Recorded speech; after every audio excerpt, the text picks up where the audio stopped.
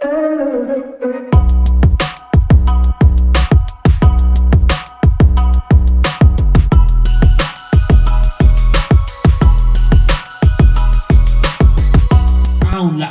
alaih. Jadi kalau ada yang mengaku ini malam tidak pernah sakit, curiga ya.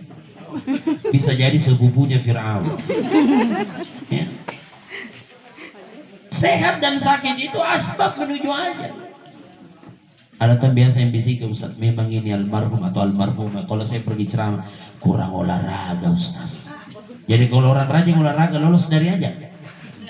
Justru pernah saya ceramah, saya tanya, sakit apa ini almarhum? Dia bilang, tidak sakit Ustaz, pulang di bulu tangkis. Tidak ada urusan rajin olahraga dan tidak rajin olahraga. Tapi memang ini Ustaz almarhum waktu hidup, sanggajena kandre. Kita ini terlalu banyak mengkambing hitamkan makanan, termasuk kambing. Kasihan itu kambing, kambing itu sudah diciptakan jadi kambing, jadi tidak usah lagi dikambing hitamkan. Kambing memang ya. Kita rata-rata umumnya jawabannya kalau takut makan kambing apa? Mengandung kolesterol. Semenjak itu saya sempat berpikir, sejak kapan itu kambing mengandung kolesterol? Yang saya tahu kambing itu tidak mengandung kolesterol, tapi mengandung anak kambing. Kalau karena kambing orang cepat mati, maka Nabi tidak sampai umurnya 63. Apa makanan favoritnya Nabi? Kambing. Dan orang Arab kalau makan kambing tidak pernah sentuh kepala dan isi dalam. Mungkin di sini ya di Tinggi Moncong. Kalau ada orang makan kambing apa nana boy ya? Ulunna. Dengi mampu namanya acara kika pana di tanang nyanyi. Ulunna. Saya biasa prihatin sama dengi masih sana negara ulu bembe. Na koci na oke na koci. Biasa saya bisik apa nagani boy katanya nentu hadiah na dengi mah. Nakana teh hadiah na asinna. Orang Arab itu kalau makan kambing tidak pernah sentuh isi dalam dan kepala. Kita lebih banyak takut makan kambing. Itu kalau saya bawa jamaah sudah 2 tahun ini tidak pernah lagi bawa jamaah corona. Ini sudah ada lagi. Ini kan sudah dengar kita kabarnya ya.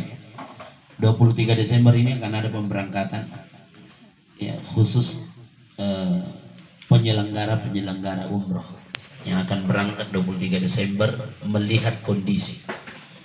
Sebenarnya kita sudah diizinkan masuk selama kalau kita vaksin Sinovac berarti di karantina 3 hari di Arab Saudi. Kalau vaksinnya yang diakui oleh Arab Saudi, Pfizer, Moderna, Astra, Johnson & Johnson itu maka boleh tidak ikut karantina, langsung melaksanakan normal.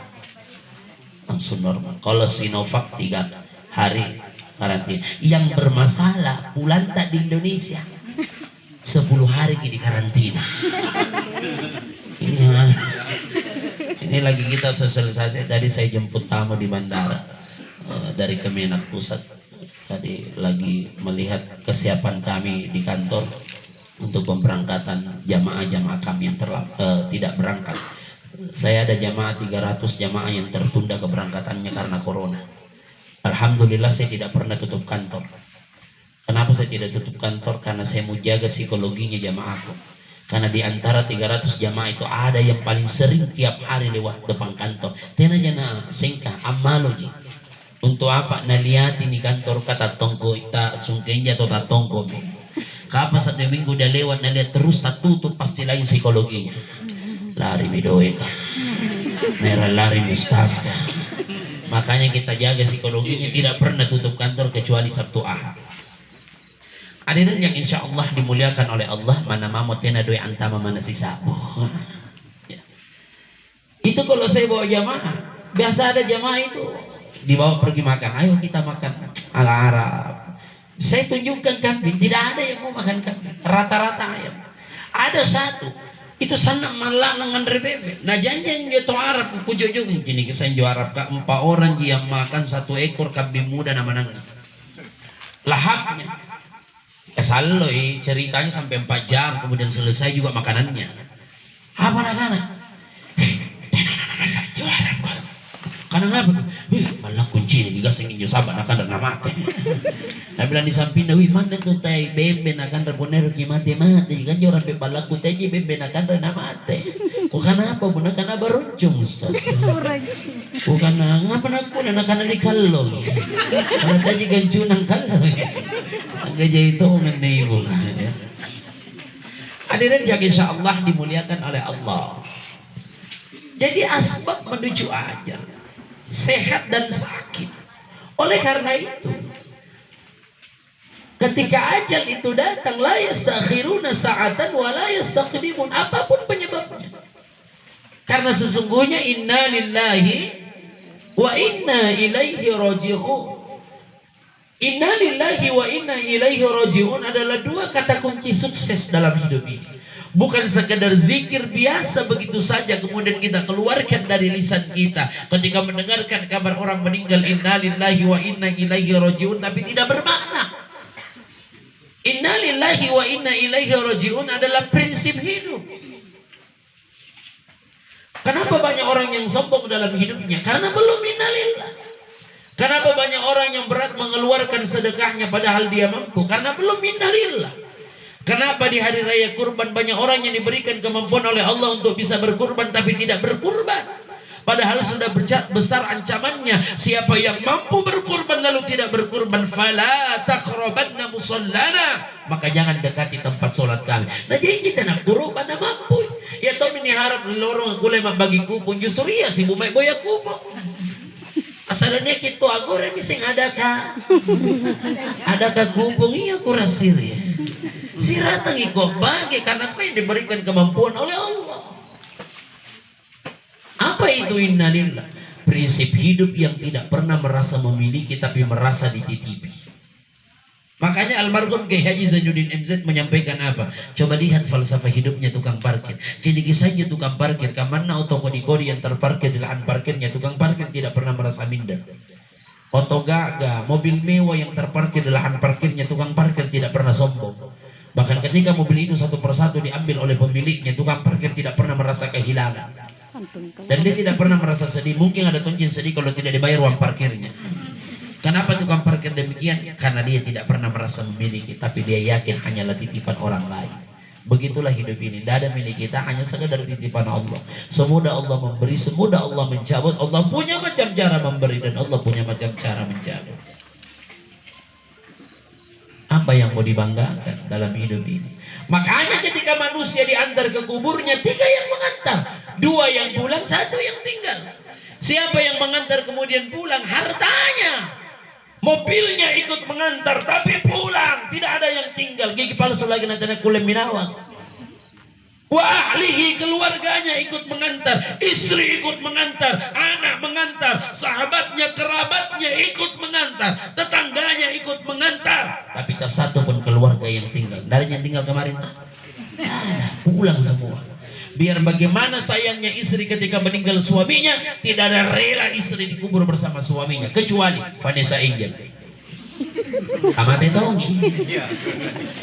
yang saya maksud yang hidup. Biar bagaimana istri menangis di kepalanya, suaminya datang, tetangganya malayat, assalamualaikum, salam tamak ya utama kita nak tahu jadi kau bapak sabaran nama apa kau dengan jodoh mana kau apa tidak nak kanak-kanak usuruh palu iku pakai naisan lagi alah nyawa aku main doraka alang gering juga naising apa kan si kali naraga kiburane na napana oh bapak na doraka aku rikate kodong sana doraka aku rikate pamporang pamporang itanja na patena mo na pualia ya teka mo batin ron na pulo na tomate kira-kira pun ni puli kemela coko.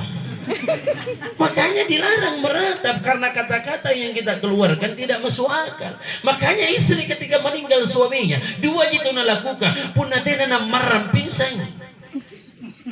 Pinsang maram pinsang maram. Dan saya belum pernah melihat seorang suami meninggal istrinya pingsan suaminya. Lemak ini pura-puraan yang pingsan waktu meninggal istrinya nak kita lebak apa cini. Berarti dia nyuna padisi ketika ditinggalkan oleh istrinya antu pura-puranya padisi tonji kalau ko ilalani punna Anak lebar ceramah yang kota nang anak Ustadz boleh bertanya istrinya yang meninggal. Apa pertanyaannya Pak? Dia bilang Ustadz berapa lama masa iddah suami ketika meninggal istrinya? Karena dia anak pelajaran. Tidak ada masa iddah suami, yang ada masa iddah istri. Tidak ada.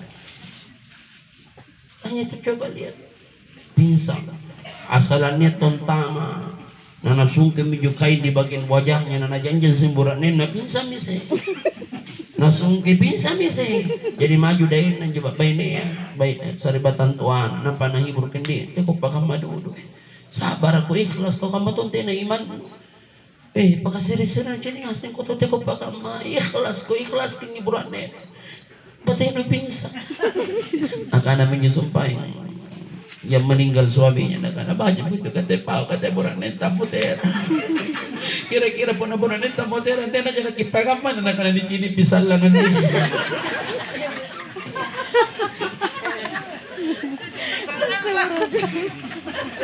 Hadirin yang insya Allah dimuliakan oleh Allah. Yang tinggal apa? Yang tinggal apa bu? Amal. Gimana kalau orang tidak baik? Dicari tontonji. Kondisi parah. Orang yang jauh japa kebalan abah bagi nanti pak jamaat ada nih jasar curi cuna parah sana ya. Luar biasa juga yang hadir ini malam 2 malam yang lalu yang Pak Rizal Peter Hamzah yang kabit lalu lintas perhubungan adanya Pak Kadis Koperasi itu luar biasa itu malam orang juga yang hadir ini malam. Kalau mau lihat baiknya orang waktu hidup, lihat waktu matinya. Saya pernah ceramah 15 orang saya ceramahnya. Ustadz itu yang bikin semangat ceramah 2 hal. Yang pertama sound system, 2 jamaah. Menajai jamaah na pun sound system na kullu apa na dibawa. Menabaji sunnah pun na jamaah na ngapa di? Dangali kulua. Itu hari sonnya jelek, jamaahnya pun 15. Akhirnya 10 menit saya ceramah, saya tutup. Keluar mak jalan, saya jauh, saya parkir mobil. Kenapa saya jauh parkir? Saya punya pengalaman. Pengalamannya apa? Saya biasa kalau cepat datang, simpan di depan. Sebentar banyak orang datang, terhalang untuk keluar. Pernah saya pamit setengah 10, jam 12 baru bisa pulang. Saking banyaknya mobil di belakang. Saya sana marah-marah yang mesti ini orang minting ini patah otong kita ini kanak-kanak si kali nom minting aja kan yang asim ini paling patah otong ini orang minting nak kena pas terakhir muter ya Allah itu menjadi asbab jadi pelajaran saya kalau datang biar mak jauh jalan yang penting tidak saya pulang emang gue sumpah deh bilang aku ngos-ngos ada tanya apa nanti tinggi moncong nampilan Pak siapa lagi Pak Jamal ya Pak Jamal ya Pak Jamali beliau ketua BKPR meeting Moncong. Dari kemarin beberapa sering saya ditelepon untuk ceramah di Malido belum sempat semalam lama baru saya jawab saya ada acara maghrib tadi beliau kalau saya ambil di sini otomatis maghrib saya tidak ceramah ya saya tidak ambil isya karena tadi saya habis dari baru tabligh akbar jadi saya bilang minta maaf Pak Jamal tapi dia bilang Ustaz ini pemai ya. Saya kalah saya sudah janji juga beliau luar biasa nih tadi berjalan lumayan oleng ya. Ya. Saya tinggal di ujung Makassar dekat pelabuhan sampingnya Jalan Kenikmatan tahu Jalan Kenikmatan Pak? Winas tahun Jalan Nusantara. Saya dulu tidak pernah dapat itu Jalan Kenikmatan dari jamaah. Saya ditanya Ustadz tinggal di mana? Dekat Pasar Butuh Jalan Irian. Apa dia bilang? Oh dekat Jalan Kenikmatan. Aku bilang tidak ada Jalan Kenikmatan di situ. Yang ada Jalan Kodingaring, Kalimantan, Butung, Buru, Sarapo, Irian. Tidak ada kenikmatan. Ada Ustaz. Yang mana? Pas depannya pelabuhan. Aku bilang Nusantara itu. Dia bilang itu nikmat di situ Ustaz. Kenapa nikmat air kena balu-balu nih. Hadirin yang insya Allah dimuliakan oleh Allah Subhanahu Wa Taala. Jadi saya keluar nih, jauh saya parkir, tidak ada tunji mobil juga di depan, tidak ada orang 15 orang. Nah tegur mak tetangganya semua yang duduk di depan rumahnya, Ustaz, ngapa nanti pakam pakai motor? Ku bilang, kenapa kan tidak ada pergi di tenda duduk? Nah karena toko disipannya nanti.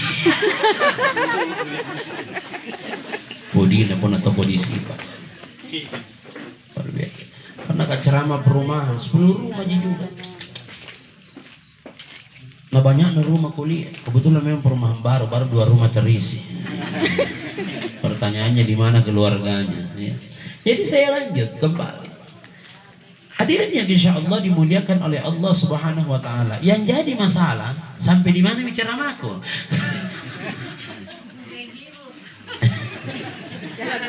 Yang begitu. Barang-barang ini tambah. Inna lillahi wa inna ilaihi raji'un. Maka 2, nama baik atau nama buruk. Kalau dia baik masih dikenang, buruknya pun dikenang. Makanya manusia itu ada 5 tipe. Ada tipe manusia wajib, ada yang sunat, ada yang mubah, ada yang makruh, ada yang haram. Mana tipe manusia wajib? Kalau dia hadir, perasaan tenang. Kalau dia hadir luar biasa ini orang. Kalau dia datang, wih, salatnya kipas pasuk. Ini orang luar biasa sedekahnya. Makanya kapan dia tidak ada orang sedih? Ada teman tak juga begitu itu. Ada tipe manusia sunat, tidak lebih banyak daripada yang wajib. Tapi kalau ada tong, kodong ada tong sumbangannya. Makanya kalau dia tidak ada dicari tong. Ada tipe manusia mubah, ada tidak ada samanya. Ada tipe manusia makruh, parasit. Asal dia datang, wih, deh lebih banyak bicara. Nah, saya ngerti minawan apa teh, saya ngerti ini traktir. Kalau pakai Rasulullah ini, orang begini kalau tidak ada lebih bagus. Ada tipe manusia haram, kalau dia hadir tidak tenang orang, sari curi-cuna tahu ah. Selalu dia provokasi. Tidak bagus ini orang kalau dia hadir. Terlalu banyak juga bicaranya kalau di masjid di mana-mana. Ini tidak bagus ini, tidak bagus ini. Selalu banyak mau protes, nampaknya sumbangan. Nah. Orang begini kalau tidak ada, alhamdulillah. Ya. Jadi itu tipe manusia haram. Hadirin yang insya Allah dimuliakan oleh Allah, maka haruslah melalui ya, hidup ini dengan sabar. Hidup ini penuh dengan ujian. Hidup ini tidak jauh beda seperti anak sekolah SD naik SMP diuji, SMP naik SMA diuji, SMA masuk perguruan tinggi diuji. Hidup ini penuh dengan ujian. Maka wabasyirin sabirin, keluarga yang ditinggalkan sabar. Begitulah ujian dalam hidup ini. Sabar ini mesti hadir dalam kehidupan kita. Sholat saja butuh sabar, ibadah itu butuh sabar. Bu, kalau sholat butuh sabar atau tidak? Butuh. Siapa yang sholat kemudian tidak menghadirkan sabar dalam sholatnya, hancur sholatnya. Inilah sholat yang hilang tumaninanya, tidak sah karena rukunnya hilang. Ada orang seperti itu ketika sholat tidak jelas. Ada pernah yang bertanya, ibu-ibu majelis saling, Ustaz, bukankah sholat itu pengertiannya doa? Iya, setiap gerakan sholat itu mengandung doa, betul. Tapi kenapa doa kami belum diijabah? Bukan tidak diijabah. Kenapa Ustaz? Doanya ibu tidak nyampe. Kenapa tidak nyampe? Karena kasarnya malaikat tidak melapor. Kenapa? Karena malaikat tidak nyatat. Kenapa malaikat tidak nyatat? Karena tidak tahu apa mau nyatat. Karena kalau minta kita lalu lancar. Pergi makin di pasar. Pasar apa yang terdekat di sini? Hah? Salut toa. Pergi makin di pasar biar banyak wanta. Kalau begitu cara tak minta sama penjual tidak nak sih. Gimana dokter mau putih gini menyatakan dulu. Apalagi minta kepada Allah. Tidak usah. Banyak guru di sini ya. Ada guru bicara saja dengan kepala sekolah itu disusun memang kata-kata. Iya. Bagaimana dengan baru kepala sekolah ini? Di atasnya kepala sekolah camat, korwil, di atasnya kepala dinas. Ini bicara langsung dengan Allah ketika kita sholat. Bagaimana kita mampu menyusun dengan baik permintaan kita di hadapan Allah. Padahal permintaan itu sudah diatur oleh agama kita. Kalau ruku ini bawa doanya, ini yang kau minta ketika sujud. Tidak boleh dirubah-rubah. Kalau ruku baca tahiyat, kalau sujud baca al-fatihah, tidak ada itu. Sudah diatur. Tapi kenapa masih banyak orang yang seperti itu? Tiap hari zikir subhanallah, alhamdulillah, Allahu akbar. Kita baru 12, dia 33. Ada orang tangannya begini kalau zikir, tidak tahu apa nak baca. Kita saja lancar, tak begitu kita tangan, subhanallah, subhanallah, subhanallah, subhanallah, subhanallah, subhanallah, subhanallah. Ini, ada tuh tetanggaku kayak begini. Ada tuh apa namanya? Kalau begitu subhanallah, subhanallah, subhanallah, subhanallah, subhanallah, subhanallah, subhanallah, subhanallah, subhanallah, subhanallah, subhanallah, subhanallah, subhanallah, subhanallah, alhamdulillah, alhamdulillah, alhamdulillah, alhamdulillah, Allah akbar, akbar. Makanya ketika ada orang, ibu, waktu Ramadan tarwih, waktu Ramadan tarwih lebih suka mana imamnya? Yang panjang bacaannya atau pendek? Pendek. Satu selera semua. Yang bilang panjang satu dua orang, itu pun pencitraan karena banyak orang. Makin lagi gue pun bodoh. Kenapa ibu lebih suka yang pendek bacaannya? Pendek tapi tetap tumaknina, bukan pendek tapi lancar. Kenapa ibu lebih suka yang pendek? Ustaz, terkadang imam tidak mengerti. Dia khusyuk di depan dengan hafalannya, kita khusyuk di belakang dengan hayalan. Makanya imam kalau mau memimpin sholat disuruh balik ke belakang, Pak, dianjurkan supaya melihat kondisi makmum yang akan dipimpin. Ada yang tua tidak boleh lama berdiri. Maaf, tolong mengerti, jangan terlalu panjang supaya memimpin tidak sesuai kemauan sendiri. Ada jamaah yang datang lagi flu berat, jangan terlalu lama sujud. Yang penting sudah tumanina, karena kapan terlalu lama sujud dan bangun pasimbungi. Saya mati na iso. Banjir ki. Harus paham. Iya kan? Makanya hadirin yang insya Allah dimuliakan oleh Allah, kalau ada orang yang seleranya pendek kemudian dapat imam yang panjang, tidak hadirkan sahabat dalam sholatnya, hancur di belakang karena pasti mengeluh. Sallallahu alaihi wasallam. Ada kota bilang panjang di sini ya sampai terakhir main ini mana. Tapi kalau dia sabar, dia nikmati menyimak bacaan Quran yang panjang, itu mendatangkan rahmat. Sabar, biar bagaimana panjangnya pasti rukunya sebentar. Perkara waktunya ini. Terakhir. Lagi. Siapa pegang mic? Saya yang kendalikan, ero kayak. Saya kalau ceramah selalu bilang yang terakhir. Teringat guru saya waktu masih Bildajal, jadi ustaznya dulu dari cilik Bela TV One. Waktu itu saya ceramah di Tangerang, SD Ciledug. Almarhum Ustaz Syahrul saya bilang sama saya, Nanda kalau Nanda ceramah kemudian banyak jamaah yang ngantuk, bilang aja yang terakhir. Karena biar bagaimana mengantuknya kalau dengar yang terakhir pasti banyak. Yang terakhir minta padahal 10 kali diulang. Baru saya ceramah 20 kali kak bilang yang terakhir tidak mengumbangan. Kesana di depan gue lagi. Anak-anak umur 5 tahun. Kena nambangi yang mana nugen. Tapi saya tidak pernah kecewa kalau saya ceramah kemudian ada yang tidur. Paling tidak enak perasaan kalau ceramah kemudian banyak orang yang HP di depan. Kalau ibu ndanya, secara langsung ibu. Secara langsung itu secara tunda. Langsung itu. Pada foto dari tadi pergi gular. Jangan dulu ada siaran langsung karena lagi padat. Nanti gara-gara ini saya dengan ditunggu secara maya di Bali mungkin saya mustasya. Libur magi saya punya PPKN ini sini.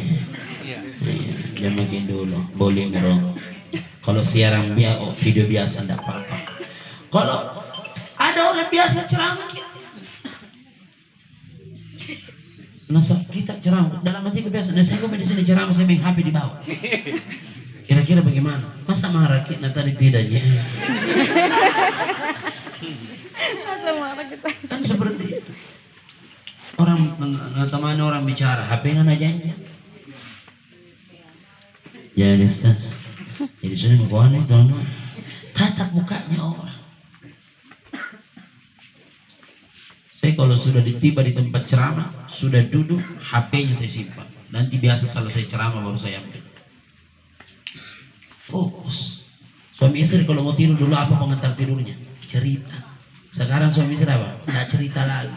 Saling membelakangi, terdiam 1000 bahasa, pegang HP masing-masing. Bayangkan suruh istrinya bikin kopi, tenan aku bikin acetki. Bokona gitu. Bikin saya kok kopi. Nah, kalau suami istrinya, kita tuh kalau main HP kasang jetong kisoroa. Nah, bukan tahu kita nak kena. Begitu bisa tahu. Terakhir ini. Ya. Jadi nikmat yang kedua kata Nabi, tadi nikmat sehat. Yang kedua kata Rasul, jangan tertipu dengan nikmat waktu. Wal faraud, diberikan waktu yang luang oleh Allah lalu tidak gunakan waktu itu dengan baik. Inna fi khalqis samawati wal ardh wa ikhtilafil laili wan nahar la ayatin liulil albab. Sesungguhnya Allah yang menciptakan langit dan bumi. Wa ikhtilafil laili wan nahar, pergantian siang dan malam, la ayatin liulil albab. Supaya kita mengambil pelajaran. Terlalu banyak renungan yang Allah sudah berikan, perlihatkan kepada kita yang justru membuat kita semakin jauh dari Allah. Siang malam berganti, itu berita dari Allah, itu renungan dari Allah bahwa kesempatan kita hidup semakin berkurang, kesempatan kita untuk bertobat semakin berkurang, kesempatan kita berbuat baik semakin berkurang. Lalu kenapa kita masih lalai, masih jauh dari Allah? Padahal sudah banyak contoh yang Allah perlihatkan bahwa itulah dekat dengan akhir daripada kehidupan kita. Dekat daripada di mana idzas sama'un fatarat wa idzal kawakibun tasarat wa idzal biharu fujirat, laut meledak, airnya meluap. Berapa banyak tsunami di daerah sana. Kemudian Allah perlihatkan yang membuat kita tidak semakin bertobat kepada Allah. Kemarin terasa goyangan gempa, betul. Saya barusan merasakan itu. Selama ini kalau ada getaran terasa, biasa orang WA saya, kau rasa? Nggak ada. Ini barusan saya rasa, kayak copot kurasa. Saya awalnya, saya pikir data lagi banyak, saya biasa pusing. Pernah dokter bilang vertigo, tapi mudah-mudahan tidak pernah lagi. Ini tiba-tiba, barang data lagi pusing kok. Pas dari anak-anak di luar, kayak gempa goyang. Mata ini bukan isi sendiri lari asul. Malah tonjek paling apa mau. Bagaimana pelajaran yang terbaik dari Allah yang kadang manusia tidak menjadikan renungan, padahal tidak ada manusia yang menjamin 1 jam 2 jam ke depan apakah kita masih bernyawa atau tidak. Tapi kenapa masih lalai? Kenapa masih jadi ahli maksiat? Kenapa masih tidak mau ruku dan sujud? Kenapa masih senang bekerja sesuatu yang tidak halal? Masih senang membodohi orang, menipu orang, masih senang berbuat yang tidak jujur. Hadirin yang insya Allah dimudahkan oleh Allah, kita mau mulia. Cita-cita kita idhkari man awmud syahidan, hidup mulia atau mati syahid. Kalau ingin menjadi hamba yang dimuliakan oleh Allah, maka jadilah diri ini menjadi hamba Allah. Hamba Allah itu gampang Ustaz. Tidak segampang yang kita ucap. Bisa jadi kita mengaku hamba Allah, tapi Allah tidak mengakui kita sebagai hamba-Nya. Kan seperti itu. Hadirin yang insya Allah dimuliakan oleh Allah Subhanahu wa Ta'ala. Maka apa yang Allah titipkan dalam hidup ini, apa yang kita rasakan dalam hidup ini, semua kita jadikan menjadi asbab untuk meraih rahmat dan kasih sayang Allah. Kekayaan kita, pangkat, jabatan kita gunakan dalam waktu ini yang kita tidak tahu kapan berakhir, yang mendatangkan rahmat dan kasih sayang Allah untuk kehidupan kita. Maka Abdurrahman bin Auf, seorang yang kaya raya, kemudian berkata kepada Rasulullah, ketika mendengarkan Rasulullah berdoa supaya digolongkan bersama orang miskin, lalu bagaimana dengan saya? Abdurrahman bin Auf itu adalah orang yang paling kaya sahabat Rasulullah. Sedekahnya setiap tahun, bayangkan berapa kira-kira hartanya? Karena zakatnya 2,5%, dia keluarkan per tahun itu 220 miliar. Berapa hartanya kira-kira? Kalau 1 miliar 25 juta kan? 25 juta ya? 25 juta kalau 1 miliar. Nah, berapa hartanya kalau dia sedekahkan setiap tahun? 220 miliar. Hitungan ulama sekarang. Beliau pedagang, makanya 10 pintu rezeki itu 9 pedagang. Yang 1% kita guru 1%, kepala sekolah 1%, presiden 1%, bupati 1%. Kami masih ada di bupati. Semua 1%. Tapi pintu rezeki itu 9 di perniagaan. Abdurrahman bin Auf seorang pedagang yang jujur. Kita banyak tuh di sini pedagang jujur. Tulisan aja, timbangan jujur. Kalau pergi ke Makassar baru penjual lansa rambutan, timbangan jujur. Bahkan ada yang tulis timbangan mustas. Bahkan siri-siri. Bahkan bukan mustas kejujurnya saya. Saya sampai kita coba beli di timbangan ustas yang tertulis timbangan ustas. 15.000 itu hari 3 kilo kan? Pulang ke 1 kilo jalebi. Balas ustas kan? Nah jual kisah nama ustas kan untuk berbohong. Supaya orang beli di situ. Tapi juga kita juga biasa pembeli tidak paham dengan penjual kalau menawar kita liwa-liwa. Tidak jaga perasaan. Tak berapa 30.000, udah bisa 10.000. Mikir-mikir tamu nih rekon nawar. Makanya ada pernah kejadian orang pergi rekreasi di Bulukumba sehingga dia nih ponto mau beli garam. Berapa deh? 35.000 satu karung. Enggak 15, namanya bisa yang penting makan di tempat. Saya mau kan remnya di tempat sekarang jangan mata. Kalau lewat tuh mana batin nawar. Hadirin yang insya Allah dimuliakan oleh Allah Subhanahu Wa Taala. Terakhir ini. Kariman awmud syahidan. Bahkan kita mau mati di atas kalimat tauhid la ilaha. Makanya ketika ada orang dalam keadaan sakarat, jangan biarkan dia sendiri dalam keadaan sakaratnya. Kenapa Ustaz? Karena saat sakarat disitulah kesempatan syaitan itu datang menggoda. Dituntun di telinganya kalimat tauhid.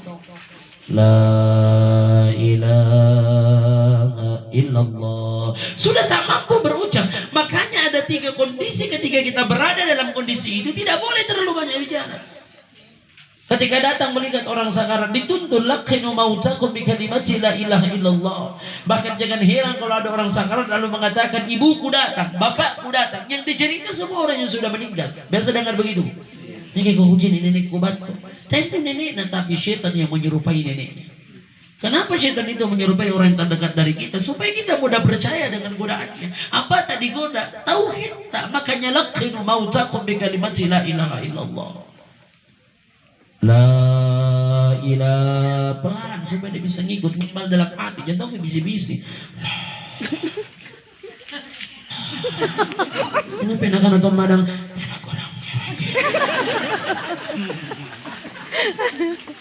Kondisi yang kedua ketika datang melayat. Ketika datang melayat itu sebuah renungan dalam hidup ini. Ibu tahu?